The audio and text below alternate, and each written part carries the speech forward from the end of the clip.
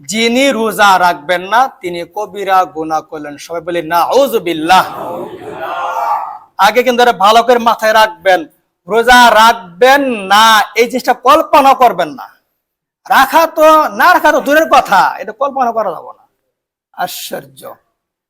এই মাহে রমজানের উপলক্ষে যে ভাই যে বোন রোজা রাখবে না, পয়গম্বর বলেন আমি ঘুমন্ত অবস্থায় ছিলাম, আমার কাছে দুইজন লোক আসলো, আসিয়া বলল পয়গম্বর আমাদের সঙ্গে চলেন।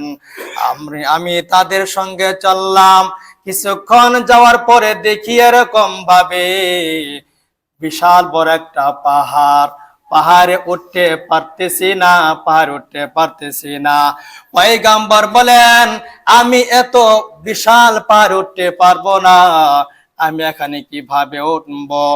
ওনার সঙ্গে যে দুইজন লোক ছিল তারা ছিল ফেরেশতা। পয়গম্বরকে ধরার পরে বললেন ও পয়গম্বর আপনি উঠতে থাকুন, আমরা আপনাকে সাহায্য করব। হঠাৎ এরকম ভাবে আওয়াজ শোনা যায়, ভীষণ আওয়াজ, কান্নার আওয়াজ। পয়গম্বর বলেন এটা কিসের আওয়াজ, কোত্থেকে আসতেছে? পয়গম্বরকে বলা হলো সামনে চলেন। পয়গম্বর তিনি সামনে যাওয়ার পর দেখে অনেকগুলা লোকদেরকে শাস্তি দেওয়া হচ্ছে, ভীষণ শাস্তি দেওয়া হচ্ছে।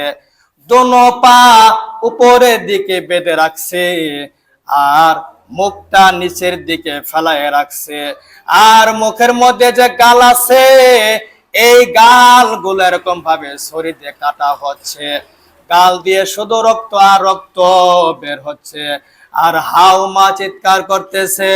দয়ার নবী পয়গম্বর নবী বললেন এরা কারা, যে কারণে তারা এরকম শাস্তি ভোগ করতেছে?